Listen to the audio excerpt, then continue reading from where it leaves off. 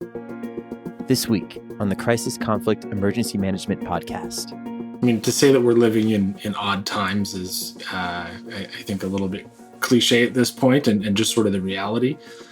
The now normal, which will change to the next now normal, it really means that I think a lot of people's individual capacity is overloaded. And I think, we've got a global public health crisis. We're starting a little bit of economic recovery, which is diminishing that particular crisis. There is obviously a climate crisis that needs to be addressed, and there's a mental health crisis that needs to be addressed. Welcome to the Crisis Conflict and Emergency Management Podcast, where we have global conversations and share perspectives about international crisis, preparedness, and how to build more resilient societies. My name is Kyle, and I will be your host. And just how vulnerable are we to the changing international environment, and what can we learn from this experience? From AI to space warfare to community development and crisis communications, there's something here for everyone. Join us for unique international conversations and perspectives into the current threats, challenges, and risks to our society. This podcast is brought to you by Capacity Building International and sponsored by the International Emergency Management Society. Welcome to the Crisis Conflict Emergency Management Podcast, where we have global perspectives and conversations about international crisis, preparedness, and how to build more resilient societies in a challenging and ever-changing world. In today's show, we're going to explore the topic of climate security, conflict, and adaptation to build more resilient communities. And to join us in that conversation is Josh Bowen. Josh has more than 18 years of crisis leadership and emergency management experience and training in disaster, military, and academic settings. He is currently faculty in the Disaster and Emergency Management Program at the Northern Alberta Institute of Technology, NAIT, and teaches select crisis leadership courses for NAIT's Center for Applied Disaster and Emergency Management. Josh is also serving as a subject matter expert supporting Public Safety Canada's National Risk Profile Initiative and Environment and Climate Change Canada's National Adaptation Strategy. Before joining NAIT, Josh served 13 years in the Canadian Armed Forces as an infantry officer and was directly involved in 5 disaster response operations. And he holds a Master's of Disaster and Emergency Management from York University and is a graduate of the National Preparedness Leadership Initiative at Harvard University. Josh, welcome to the podcast, and thanks for taking the time to join us today. Oh, glad to be here, Kyle. Thanks for the invitation. So before we get started, let me just take 1 minute to sort of set up our discussion and add some context. So I'd like to first frame this talk with some perspectives of international organizations, and then we can sort of draw down from there and eventually get to the discussion of what actionable steps and nations and communities can take to tackle these complex issues, and maybe with some examples from your own work and experience. So first, let me just sort of add in some perspective from the International Crisis Group. So the International Crisis Group states that the relationship between climate security and deadly conflict is complex and context-specific. Climate change affects every aspect of life, damaging food systems, displacing millions, and shaping the future of conflict. It is undeniable that climate change is a threat multiplier that is already increasing food insecurity, water scarcity and resource competition while disrupting livelihoods and spurring migration. In turn, deadly conflict and political instability are contributing to climate change. And then we can turn to ICRC, so the International Red Cross, who states that today's climate and environmental crises affect every aspect of our lives, from physical to mental health to our food, water, and livelihoods. While these crises affect everyone, those hit hardest are the poorest and most marginalized communities. People living through the conflict frequently tell us about the massive environmental changes they are witnessing. Their daily lives are not only made more difficult by violence they experience, but also by changing climate and environment. They are often ill-prepared for repeated climate hazards. In 2020, the ICRC released When Rain Turns to Dust. The report illustrates how countries mired in conflict are disproportionately impacted by climate variability and extremes due to the limited adaptive capacity of people, systems, and institutions already coping with the consequences of conflict. And finally, with NATO, climate change is one of the defining challenges of our times. It is a threat multiplier. So again, we hear that term that impacts allied security. Greater temperature extremes, sea level rise, rapid changes in precipitation patterns, and an increasing frequency and intensity of extreme weather conditions and events test the resilience of our military installations and critical infrastructure, impair the effectiveness of our capabilities, and may create harsher conditions for our military operations and missions. The implications of climate change include drought, soil erosion, and maritime environmental degradation. These can lead to famine, floods, loss of land and livelihood, and have a disproportionate impact on women and girls, as well as the poor, vulnerable, and marginalized populations, as well as potentially exacerbate state fragility, fuel conflicts, and lead to displacement, migration, and human mobility, creating conditions that can be exploited by state and non-state actors that threaten or challenge the alliance. So I know that was kind of a lot, but as we hear these different positions, Josh, and we know these topics are not new. If I recall correctly, climate security has been a topic since I think roughly 2009, when we started to see these sort of terminology come out in various assessments. When you hear these statements, what are some of the thoughts that come to your mind? Wow, where to begin? In so many ways, I think the fact that we have a changing climate is indisputable. I'm not going to get into the politics behind that, but the reality is that everybody everywhere is impacted by it, whether it's directly or indirectly. And in so many ways, I mean, if I just look at Canada right now, the Canadian temperature, average temperature, is changing 3 times faster than the rest of the world because of our latitude. In the Arctic, it's changing 6 times faster than the rest of the world. And so that's putting massive numbers of communities, of the ice shelves, all of those things at risk. And in 2017, I think we saw the first cruise ship run aground in the Arctic. And so as the Northwest Passage opens up, great for transportation, great economic opportunity. There's a security issue there, not only in terms of sovereignty of waters, but also in terms of what happens when a cruise ship runs aground in the Arctic. How do you respond to that? If a tanker runs aground in the Arctic, if it hits ice, whatever happens, how do you respond to that? How do you contain that environmental hazard in an environment that we really don't have the maps for? We don't have the bathymetric maps. We don't understand what's going on underground. And with changing sea ice, it's changing all the time. And if we look at what's just happened on the west coast of Canada in November, there was an atmospheric river, lots and lots of water, essentially, lots of rain. And that flooded out one of the main transportation corridors. An entire agricultural region was flooded out. And the government has just said, we're going to contribute $250 roughly million to support uninsured farmers to be able to maintain the food supplies. So precipitation, because of climate change, causes an evacuation, also cuts off main transportation corridor. So now not only do we have displaced people, we have disrupted infrastructure, we have Canada's largest port with a massive amount of our GDP flows through the Port of Vancouver. It's now disrupted. We've got backups in terms of being able to unload and offload ships, which actually disrupts the entire global supply chain. And we've got food insecurity. And it's from one event. What happens when there's 3, 4, 5, 6 events? And so really, not to be Dr. Doom or anything like that, but we really can't emphasize the impacts and the interconnectivity of these events. We can't emphasize it enough.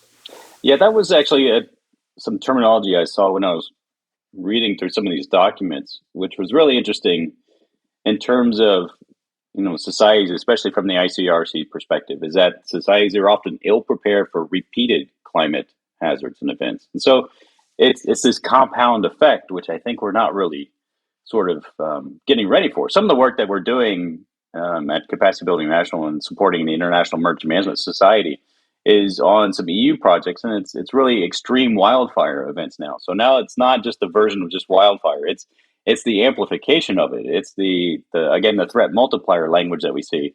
It's not just a wildfire, it's extreme wildfire events, and so then it's really becoming an issue of either complexity, so the layering of events, or it's on just geographic size and scope and proportion, to all these sort of different issues. And I don't know exactly, and I'd like to hear your thought on this, but we're obviously seeing, when you sit around the table and you have these discussions about just like what you're talking about, this singular event has many, many sort of magnitudes of order and effects that are taking place. Do you get a sort of a feeling that we're really prepared to deal with all these secondary and third and additional effects that go down the lines? I mean, are we prepared to have that discussion?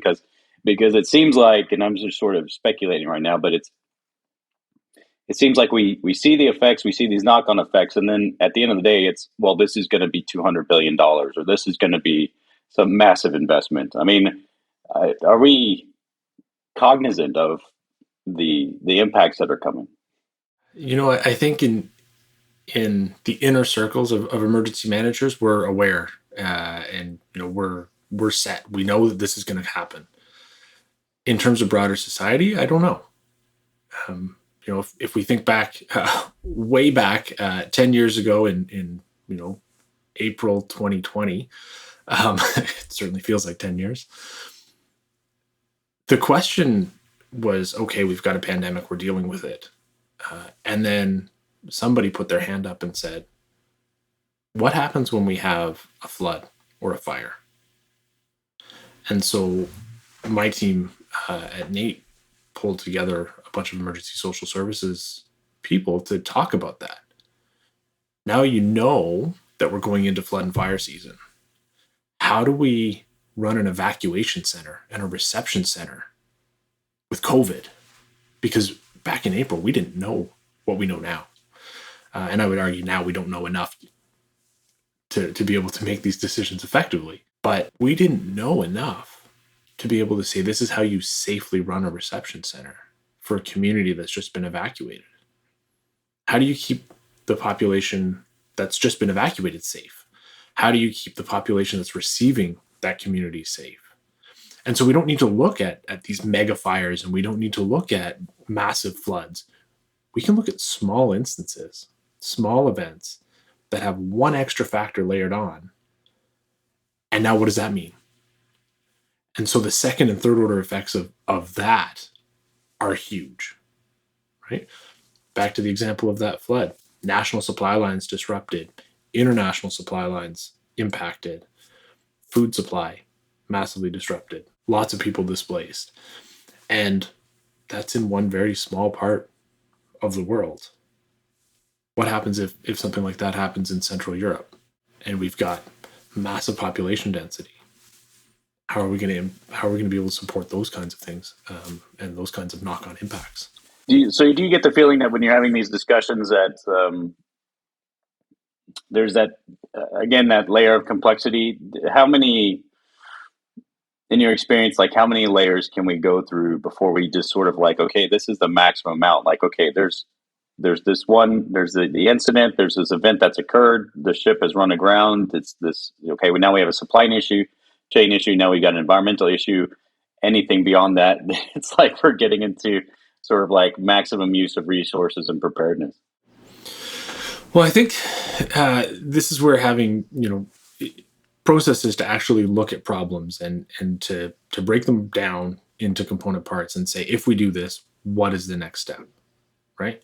So if we look at the BP Deepwater Horizon disaster, the U.S. Coast Guard is responsible for any kind of environmental impact on the water. They were concerned about containing the oil that was coming out into the Gulf. At the same time, at the political level, there's a U.S. election coming up. Midterms are there. It's 2010. It's a very different world than what it is right now. And the other major role for the U.S. Coast Guard is border security, maritime border security, and immigration. And so as the oil started to track south of Florida, there was a risk of it coming in between the U.S. and Cuba.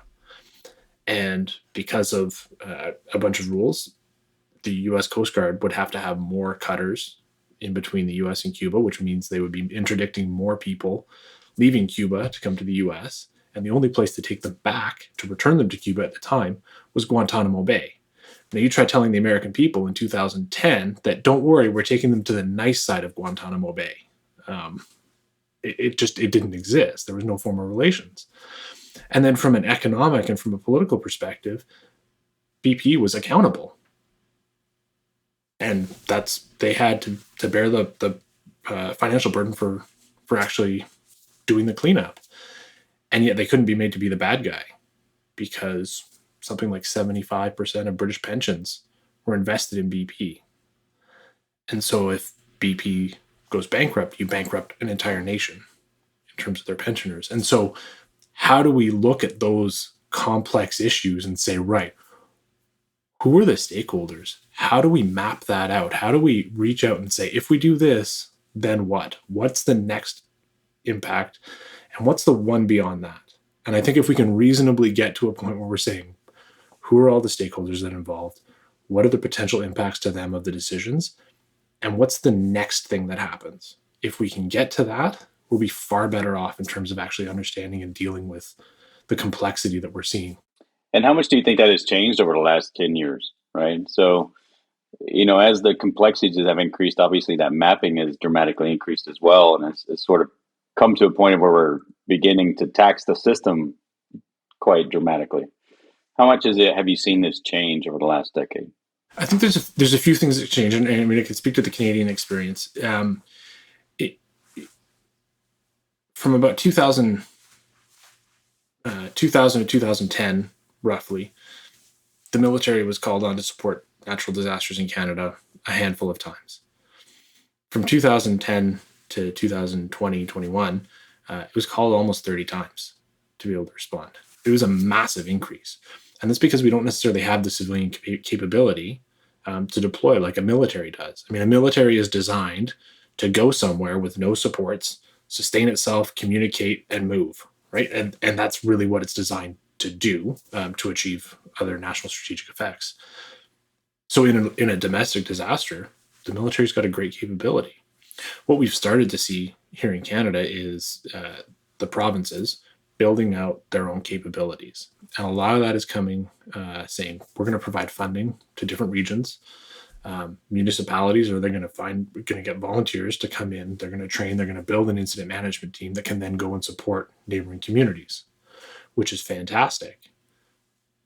Where we need to get is providing and enabling with those other capabilities from deployment, mobility, communication, so that we can actually have those teams deploy. Because when they leave, they're leaving a full-time job. And so if we build our disaster response capability on first responders, fire police, EMS, municipal employees, then we're actually taking from this community over here to support that community over there, which works for a certain amount of time. But the home community needs those people back. And so how do we we're starting to have conversations here about how do we build civilian capacity to be able to support. So something like what Australia does with the SES, or what Germany does with THW. And there are a lot of other examples around the world. But how do we build a civilian capacity so that people can leverage the skills that they have from their day jobs and from their lived experience to be able to support in time of a disaster, so that we're not drawing away from professionals that also have a job. And was that developed more recently in Canada because just the increasing complexity of incidents and the resource requirements? I think both. We're seeing far more events happening, and a lot of the discussion is saying that 1 in 100 year flood, that's now a 1 in 10 flood. Scrap the rest of your models and adjust everything accordingly. And so how do we actually have the capability to respond to these events? The other side of it, obviously, being the mitigation and adaptation side. So how do we reduce the impacts that are going to happen? And then how do we adapt our infrastructure so that it can actually be more sustainable?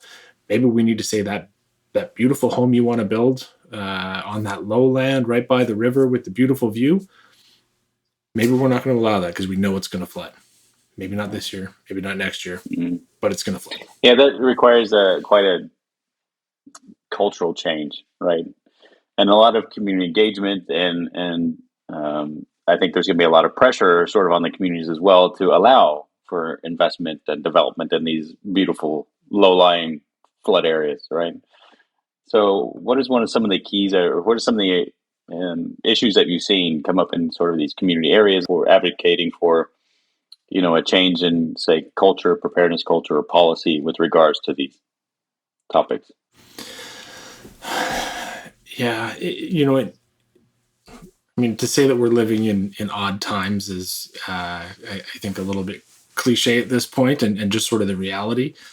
The now normal, which will change to the next now normal, it really means that I think a lot of people's individual capacity is overloaded. And I think, we've got a global public health crisis.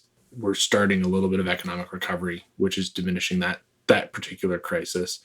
Um, there is obviously a climate crisis that needs to be addressed, and there's a mental health crisis that needs to be addressed. And really, I think a few years ago, people used to say, "Yeah, I worked so hard, I got burnt out. Wasn't that awesome?" And people are like, "Yeah, good job." That's not sustainable. It's not a badge of honor to be worn. So, how do we build the capacities for individual and community resilience, while also dealing with all of these other things? And so it really becomes a wicked problem, right? And so that's where understanding how do we take that chaotic problem and just reduce it to complex, so that we can start to reduce it to complicated, right? And then eventually coordinated, and then we can carry on. I think that's really the stream from my perspective of emergency management. Take chaos, make it coordinated, and carry on.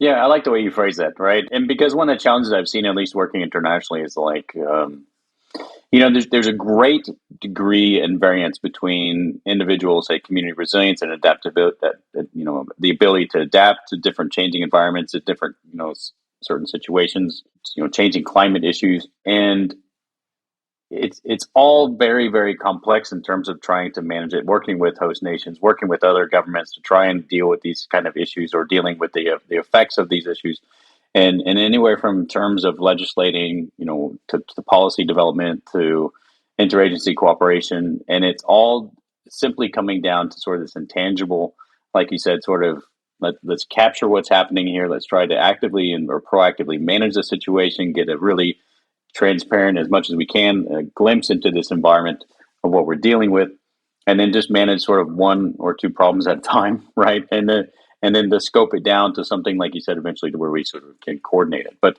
the what I have found is that really sort of everybody's approach is quite different, obviously very, sometimes dramatically different in terms of their approach to climate security, climate change, and the impacts, and what it means for the communities. But one really common theme has been that everything is sort of really getting pushed down to community level.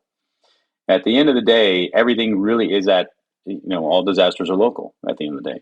And I have, even though I've been working sort of in and out of that responder and emergency management career my whole life, especially in the international crisis space, that's always struck me as being very interesting, because regardless of where you go, everything is at the local level. And that one common thread has been incredibly interesting. And because it's the most affected population in terms of all aspects. So whether we're talking about conflict, resource wars, whatever the case is, the substantial impact is at that community level and with that local population.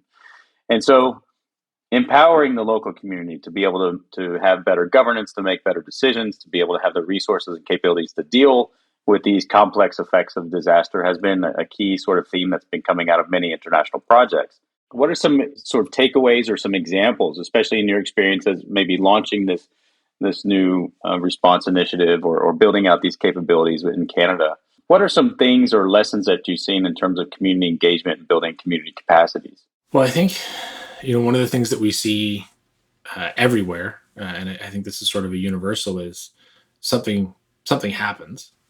Somebody from somewhere else comes, and whether that's the next town, the next level of government, internationally, whatever, and says, "I'm from away. I'm here to help.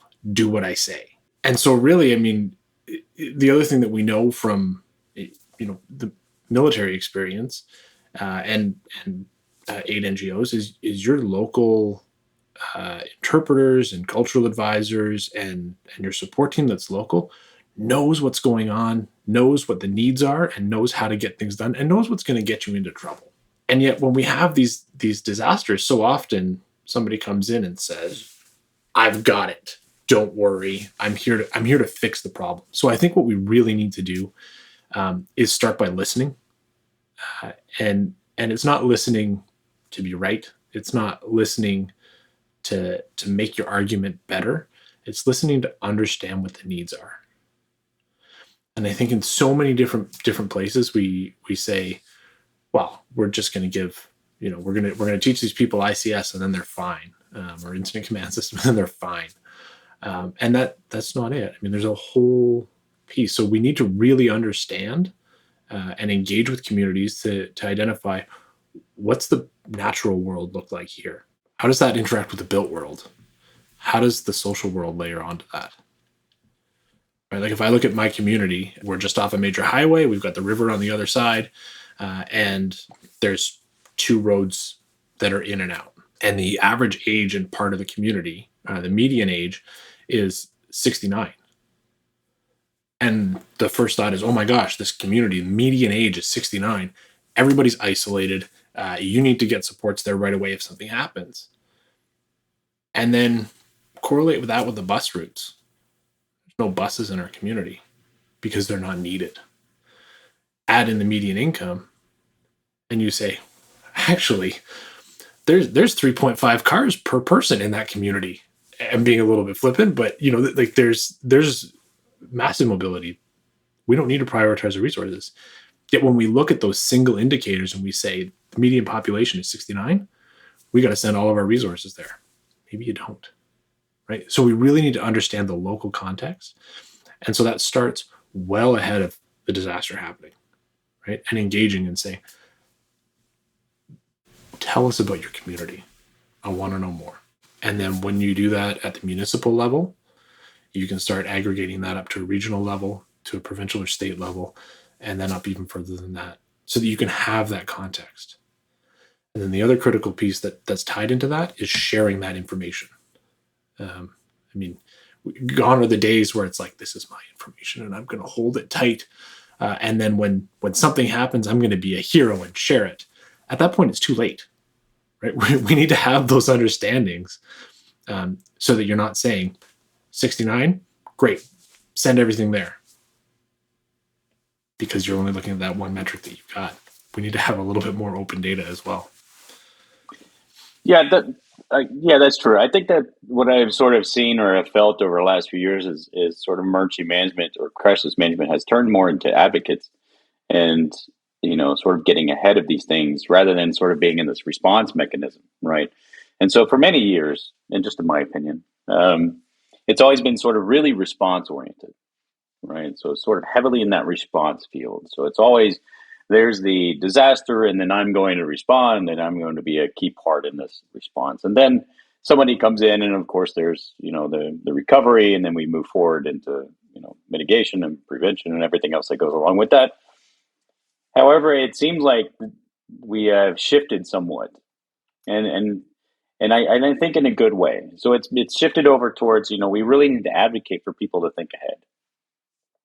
And we need to advocate for cultural change. We need to advocate for policy change, and while that's been happening for some time, I think it's gotten ultimately a lot more complex because now, exactly as you're saying, we're bringing in the different cultural aspects. We're bringing in all these different dynamics and really advocating for not only community change, but legislative change, policy change, budgets, everything else that goes along with that.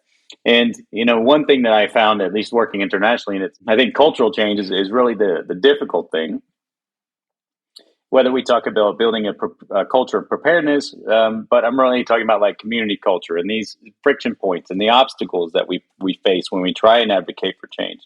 And if I use an example from my sort of experience, when you look at some other nations and you look at, say, building codes and standards and licenses and permits and all these things like that, and in many different countries, unfortunately, that's a great area for sort of, let's just say, manipulation and what's a nice way to say this? For some people to generate extra income. Right. And so what ends up happening is you have people that might go get a permit to build an apartment building on land that is maybe not the best location. And then they will get a permit for one building and they end up building 3. Right. But it's allowed because some local sort of politician was, paid accordingly or gifted something. So there's this entire effort to change the culture in many different ways, and some communities are far better, some are far worse. But there's a large role of advocacy that takes place here. But there's many different friction points. So if we could talk about these friction points for a second, maybe how we can overcome some of these things. So you mentioned all these different areas in terms of getting out there, understanding communities, having to get ahead of it in terms of timelines, having to then again sell that upwards and sharing that information. What are some of the other friction points that emergency managers have when they're trying to deal with these issues that we need to sort of overcome as well? I think, in many ways, the biggest one and the most obvious is that in most communities around the world, emergency management, if there is an emergency manager there, it is a secondary or tertiary duty, right? And it's like, yeah, I know that you're fire chief and you're the chief administrative officer for the town. You've also got this emergency management thing too, but don't worry, nothing's ever going to happen.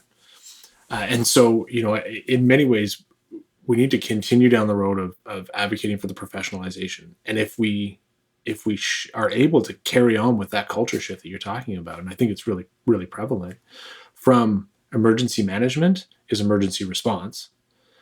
And we can shift that to taking it to let's build a culture of preparedness, and then take that one step further. And one of my friends and colleagues, Megan Enright, had a great post the other day with her organization.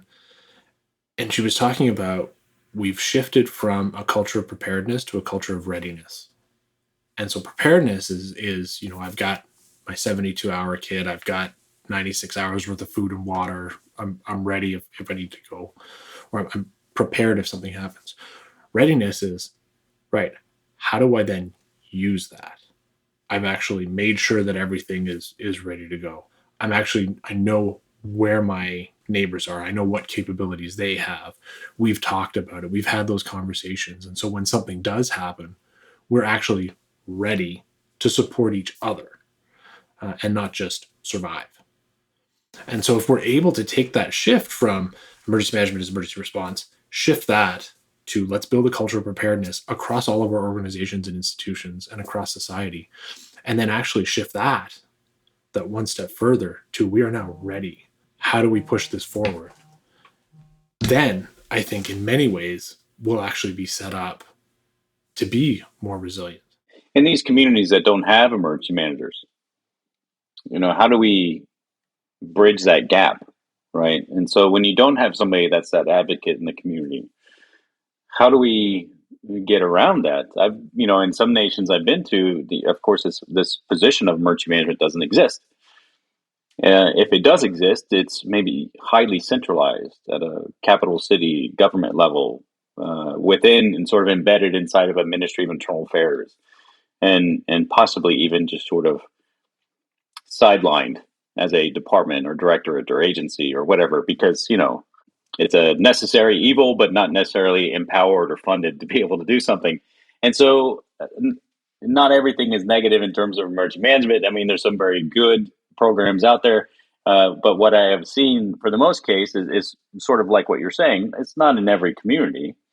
It's certainly not an investment. I think many community leaders feel like it's sort of like an insurance program, like something you have to pay for, but you don't get a great return on unless something happens, of course. So how do we get through this where the people in the community that are, sort of the recipients of this sort of, information, basically knowledge, how do we develop programs that are going to sort of, encourage them to be ready, to be prepared and ready, and then to be able to sort of advance their communities as well? Is that going to really be on every single community leader? So we're just targeting mayors of municipalities and things like that?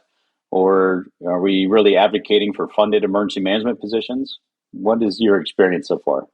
I mean, in an ideal world, we'd have funded emergency managers in every organization and in every community around the world, and that would just be awesome. I mean, I'm advocating for job security. The reality, though, I think it really comes back to starting and listening, and to engaging with community leaders, right? And I think anybody who's operated internationally knows that there is, and even in our local communities, we can think about it. There are the elected officials, there are the appointed officials, and there are the community leaders, right? And so who are those community leaders, those people that can actually rally the entire community together? And so being able to find out who those people are, to be able to engage with them and to listen and say, what is it about your community that makes it unique? What makes it special? What are the hazards that are here? And then we can start to build out and understand the natural world interacting with the built world, interacting with the social world, and how that goes up and down. And then say, right, maybe this is where we actually need to focus a little bit of time. Have you thought about how might we make this more resilient? And starting with open-ended questions and then really actually listening to understand. So if we go in and say, every community needs an emergency manager, if that's the assumption that we're starting with, we're never going to listen to what's being said. So let's actually engage with the communities, listen to them, find out what those needs are, and then be able to work from there. And if you have a community that's resistant, that's fine. There's going to be another one that's, a few doors down, and we'll be able to communicate with those and engage in a meaningful, substantive way, and then say, right, we want to be able to help out your neighbors. How might you be able to facilitate that? Because at the end of the day, emergency management is all about people. And it's how do we engage people to help people. And there's all of the natural world impacts and the infrastructure impacts and all of those kinds of things, and the business and economic disruption and everything there. But without people, none of it actually matters. So we need to start on that people level and find out what are the drivers for a community, what are the things that actually make the community that it is. And that's going to change, depending on how dense your population is. It might change every 50 meters. It might change, every 10 kilometers. We don't know. But you're not going to know until you actually talk to people and seek to understand. So whether that's going to be at the local government level or the regional, the state level, or the federal level, you need to start those discussions and start asking open-ended questions and saying, hey, at the state level, hey, we've got some funding for you to do a little bit more engagement. These are the kinds of things we would like to know, but we want you to do more engagement. And then let that carry on. And then, again, passing that information up and down. When I listen to you say that, it makes me think about that, again, since in my view, at least anyway, that there's been sort of a fundamental shift in emergency management over the years. But it seems to be now that we're focused more on people than processes, right? And so it is really becoming that issue. I mean, it used to be sort of, very, again, response oriented with that, resources, capabilities, and all these things. And that still exists, right? But it's still become, as incidents, as climate security, as climate change, and we sort of get these exacerbating, amplification of events and sort of these, first, second, third order effects with all the disasters now. It's become an issue of, resources only go so far, right? You only have a finite amount of resources. And then we have to be able to really engage with people to be the advocate and move forward with things. And one of the things that came out, which I like this sort of quote coming from ICRC, which was the fact that, limited adaptive capacity of people, systems, and institutions. And that's where I think we see this compounding effect that's occurring, and especially in the world I live in, where it's sort of international crisis and conflict, and then we start adding in emergency management things. There's already an engagement and attention towards managing a conflict. And then you have a sort of climate-induced disaster or catastrophe, which then, seriously compounds everything. And this is where, when we look at systems and adaptability of communities, and adaptability of people and institutions. And this is why I also like the community resilience models and things that are out there, whether we're talking about FEMA lifelines and everything else like that. And again, I really like that push down to the community level, because it's something more tangible and directly that you can impact versus these larger sort of systems and structures, which then get sort of lost in massive sort of detail and plans and programs overall. And what I've seen in my experience is that if something has happened that is completely disrupting in the government, in my case or my scenario might be conflict of some sorts, that is entirely distracting, and those overarching bureaucratic systems and processes are not going to necessarily be in place, and that the communities will have to be sustainable themselves, because waiting for the central government to do something when it's otherwise 90% engaged just trying to maintain state security, is you're sort of on your own in that regard. And so what does it make you think, when you hear things about the statement of adaptive capacity of people, systems, and institutions? Yeah, I love this concept. I think it's so important to actually deconstruct it and to get to the root of it, right? And so we talk. I mean, adaptation is change over time, right? And change in response to a stimulus. Great. At the most basic level. Resilience at the most basic level is the ability to bounce back, right? So they're linked because there's an assumption that there is a stimulus that requires change, and that there is a disruption.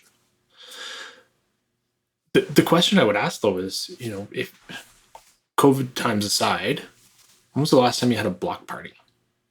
How many of your neighbors do you know? Do you know just the people that are on your street, just your part of the street? Do you know the people around the corner? What do they do? What are their interests? How do we start building that capacity? So at the most basic level, I mean, if you look at North American society, 50 years ago, everybody was involved in their church, everybody was involved in their school, and everybody was involved in an extracurricular, and whether that was a service club or scouts or whatever it happened to be. But you had things that reinforced community, and it was on a very local level. So how do we start building that resilience back through social connection? And so what can we do? There's a lot of different programs that are and projects and processes that are out there. We've got one in my city right now, and it's basically somebody from each sort of block says, I'll volunteer to be a block captain or block advocate, whatever it happens to be. And then they sort of coordinate with the next one over. And the whole point is, hey, we're going to host an event on our street, and it'll be a barbecue or whatever it happens to be. And then somebody from the next street over, that leader, whatever it happens to be, comes over and says, hey, we're one street over, we're 2 streets over, we're 5 streets away. How can we get involved? Do you want to come to our thing? Do we want to do a bigger thing as a community? And so the idea is, you're going to have 10x growth, and it's going to scale and all of those good things. But it starts with that local connection. Right? And so if the local government is able to support that kind of initiative, it doesn't really cost any money because everybody that's doing it is a volunteer. Right? And it's not hard to say, like, hey, I got a barbecue. We can do that. I can bring burgers. I can bring corn. I can bring whatever. Let's start with that. Once health restrictions allow us to do that and it's actually safe to interact. But there's nothing to say that we can't have outdoor engagement. The 17-year-old across the street is a phenomenal musician, and every Friday for 20 minutes hosted a concert while the weather was nice, and the entire neighborhood got together and we stayed 6 feet apart, and everybody got to see each other. And that's how our block got through COVID so far. It's been a phenomenal strengthening of community. And then you also know that your neighbors are okay when they're single seniors living somewhere or single parents. So how do we build those connections? It's interesting that, to think as a sort of a thought experiment, that the more complex we've gotten as a society, the less social cohesion we have. Because when you go and you work in sort of these other post-conflict societies, you see that by nature of having a conflict, the communities were forced to be, sort of cohesive. And then you have a situation where power goes out, and then neighbors come over, or they bring food, or they bring candles, or they bring these things, and it's just another Tuesday, and then they spend time talking to each other, and it's very family centric, and then the kids check on the parents, and these systems are in place because they were forced into that position. Whereas, from what you're saying right now, which is the fact that some of that's really been missing in some of our societies, which are maybe not, unfortunately so, not under those same conditions or haven't been exposed to that level of hardship that requires social cohesion as a community. Yeah. And I think, in so many ways, the tools that we have that are supposed to connect us even more are actually dividing, just based on the way that the algorithms work. And this is not a rant against any sort of form of social media. But the idea is, we are at the same time more connected and more isolated than ever before. And this is a pre-COVID statement. And COVID's exacerbated that. Right. And, when the only connections you have because of whatever restrictions have been in place and because whatever we've been doing for the good of public health, we need to connect more and in a more real and substantive way. And so how do we go about doing that? That's a great question. Yeah. Well, I think that one of the things that we are seeing, and it's really the irony of sort of the international side of the work, is the fact that you have almost exactly the opposite scenarios, right? So while more complex societies, if I don't know, you're living in New York City, and that's a tough environment to live in. You may not necessarily have all the social cohesion that you possibly need, and if there's a hardship and an odd hurricane comes in on an odd year, and then there's sort of problems in a massive city. Take that situation where it's a complex environment, but sort of maybe lacking in social cohesion, or in any other area, for example, more developed cities. And then you go to other international areas where it's really they've been through a hardship and the social cohesion is in place, but exactly the opposite in terms of building complex systems. Because then you go into the community and it's like, hey, well, we need to build a national response framework, a national response plan. Let's work on our interagency cooperation. And then you're like, man, we have to revise all of your legislation, and then you're like, okay, it's exactly the opposite, and you're like, oh man, this is like really hard because it's all the supporting structure and like the things looking up that need to be sort of revised. But you don't have a problem at a community level, which is completely just the oddest sort of place to be in, I'm not sure there's any great answers. I think that, but what I sort of take away from the things that you're talking about and sort of the experience of being in your community and in Canada and things like that is that really we're sort of shifting in our perspective to take this more advocate approach and connecting with communities to try and build out more sustainability within the communities and reliance in the communities so that and I've seen a lot of more recent talk lately. This has been coming up quite a bit more messaging, which is like the 72 hours that you would prepare for is necessarily not always meaning that you're going to be rescued in 72 hours, right? So that's like sort of just the start. That's like when people show up and then start doing work. And so the whole idea of reemphasizing that 72 hours, but then also saying like, look, you still have to, get on with life. You still have to sustain yourself. There's a lot of responsibility on the community and individual families to do a lot of the work. And I think that huge shift is sort of happening because bringing it back to sort of climate security and things like that, the added complexity of events is exacerbating this whole situation and drawing massive resources, which then in turn, as we talk about complexity, the more complex it is, the more we need communities and we need that social cohesion.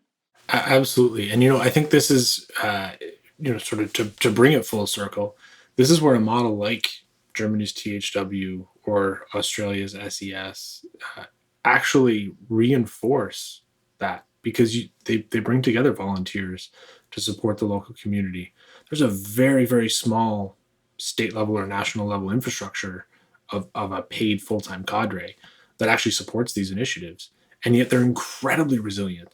And what you find is in most of these communities that have these structures in place, and whether it's the CERT model in the States or the other ones I've already mentioned, you've got communities that actually come together, right?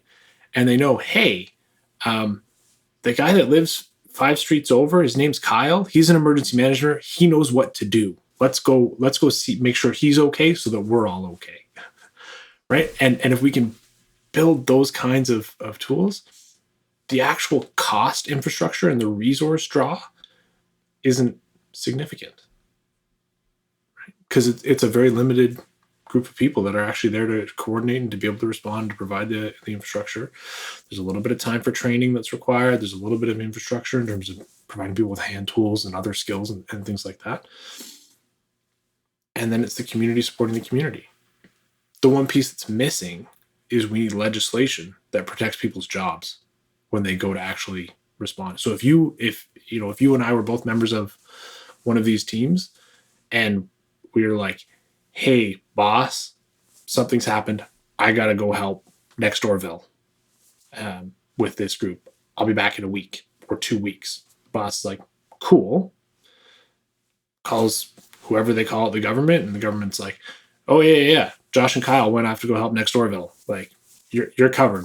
Here, you can hire somebody temporarily to backfill them, right? So that you're not out of pocket.